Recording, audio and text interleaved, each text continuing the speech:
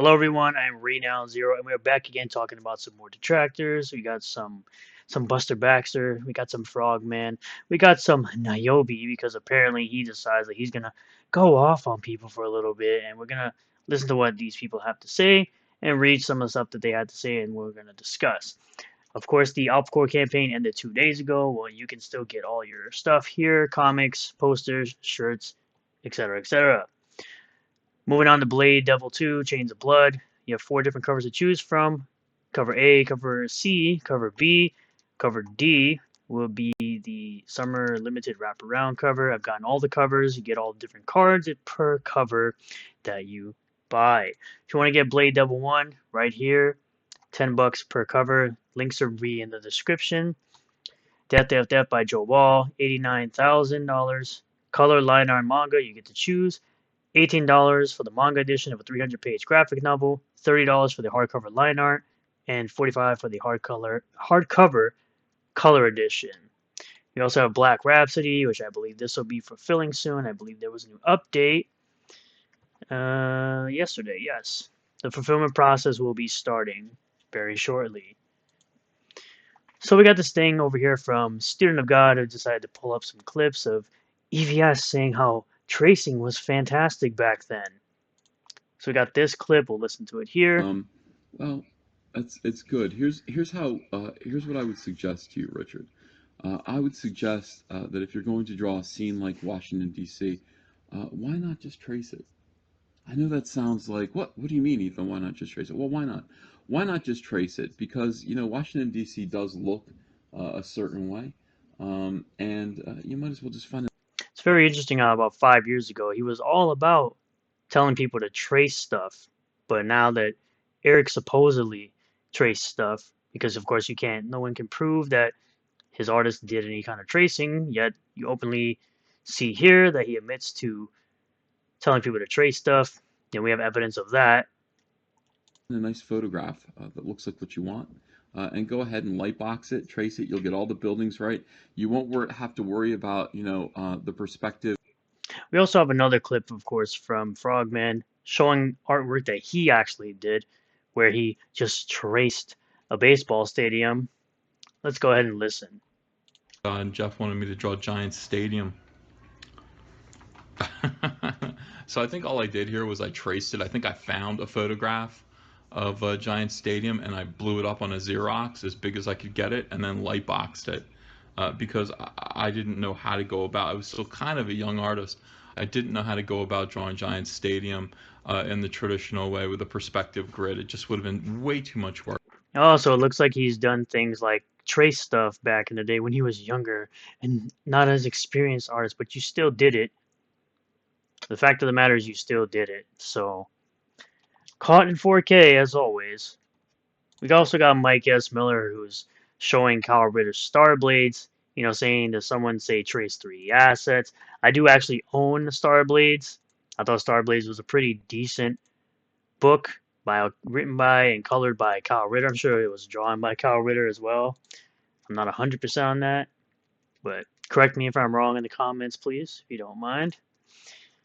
Says people didn't care because it looked good. That's not the point. The point is you're trying to be on this high horse and have this principle of trace 3D assets, yet you have artists that are essentially doing that, according to Mike Miller. So who knows? He could just be out on a tirade against Ethan and kind of taking advantage of all the drama going on, but we'll move on to Rippaverse Goalposts. Shout out. Of course, we have Richard Embry, or Embryo, who is going to come out for Yaira, if you could spell. That didn't come out for Alpcore. Rippaverse stays at 10K to 15K total purchasers. It's supposed to be purchasers, and 1 to 1.5 million in sales until something changes. I mean, if he puts out 6 books in a year and each campaign gets anywhere from 1 to 1.5 million, that's still, 6 to maybe 8 million. He's still making a lot in sales and is continuing to operate his business. So I don't know why you're so concerned if he puts out 6 books and gets 1 million per piece, although there are people saying that. What if Yaira gets 1 million and what if Gooding hits 500K? For a Mike Barron written book with Gooding, I doubt it'll hit 500K.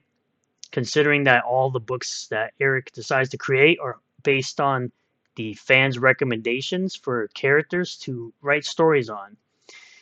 Yaira was more hyped for and asked for over Alpha Core, so I could see it possibly getting more support than Alpha Core, but we'll just have to wait and see. Here we go. We got Nyobi Comics saying Rippaverse fans are the worst.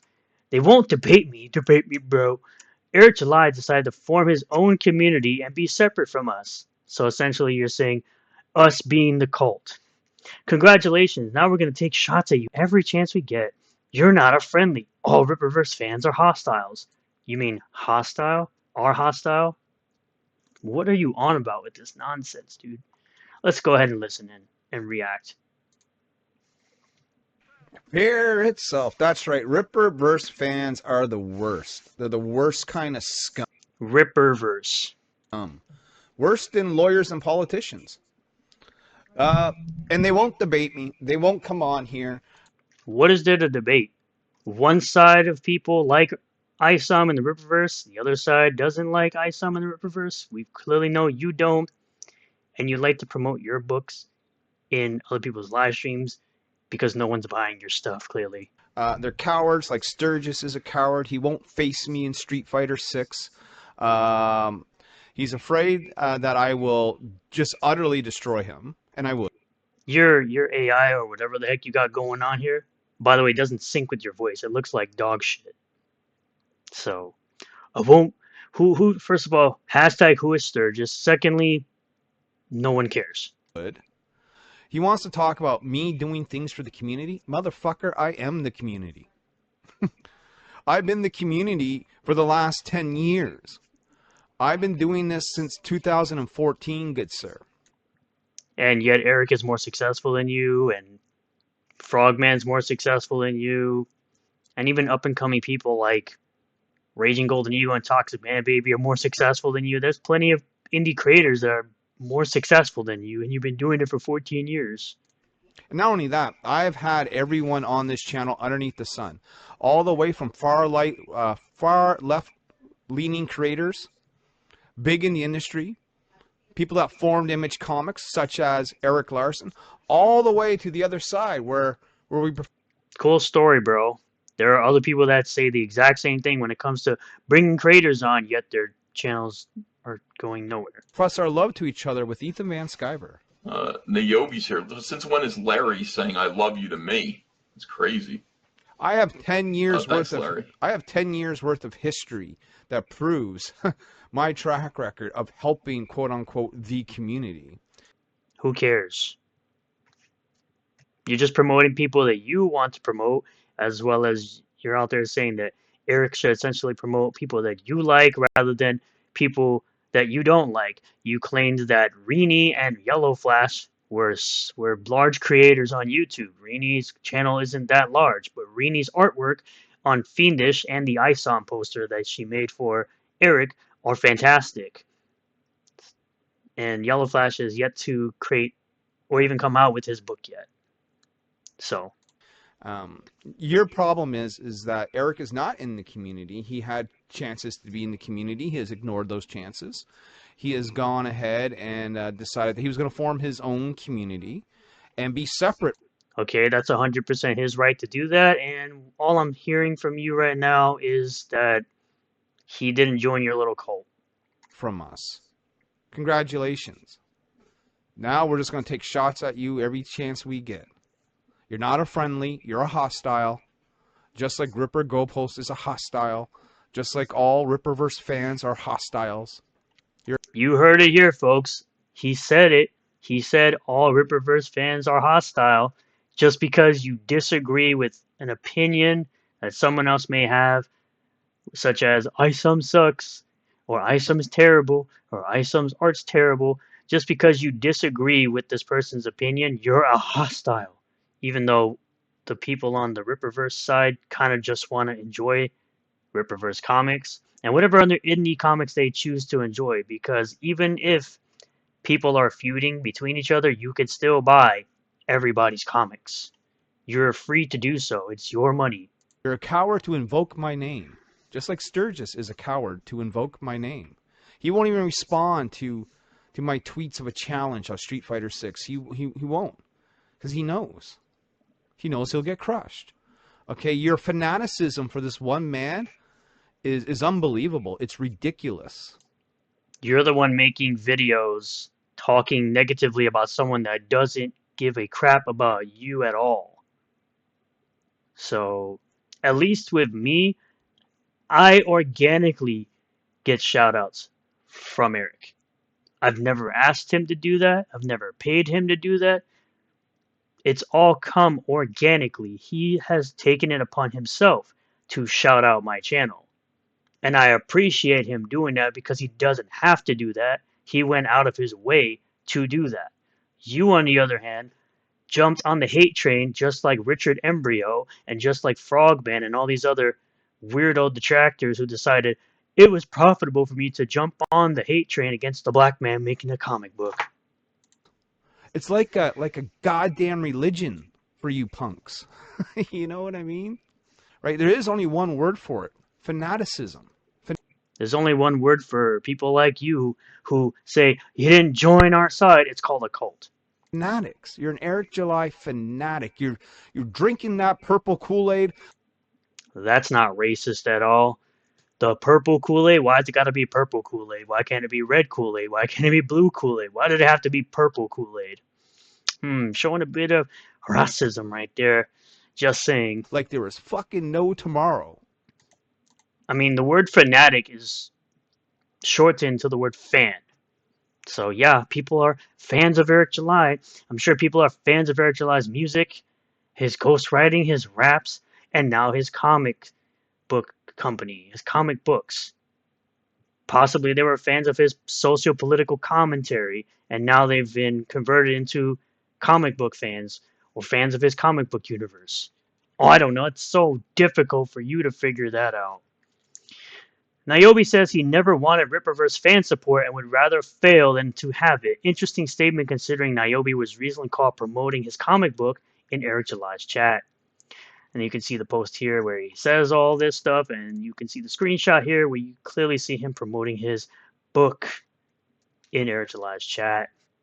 Kind of interesting how that works because it comes back to bite you in the ass. And here got Hail the Lawyer, shout out. How people choose to operate is absolutely weird to me. So where he says Nyobi's pathetic, which he responds by saying, I promo in his chat as a message and a symbol of disrespecting him. See, it's considered rude to show your stuff in someone else's live streams, so I decided to be rude to Eric. Yeah, you decided to be rude towards Eric, a guy that doesn't care that you exist.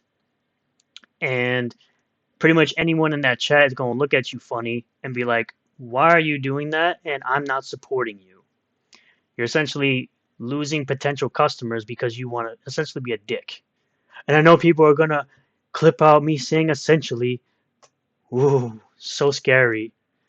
But we also had to apparently expose Ethan Man Skyver saying he finished ISOM 1. This is a tweet from October 28th, 2022. What an accomplishment from the entire team, he says. What he liked, the art by Cliff and Gabe.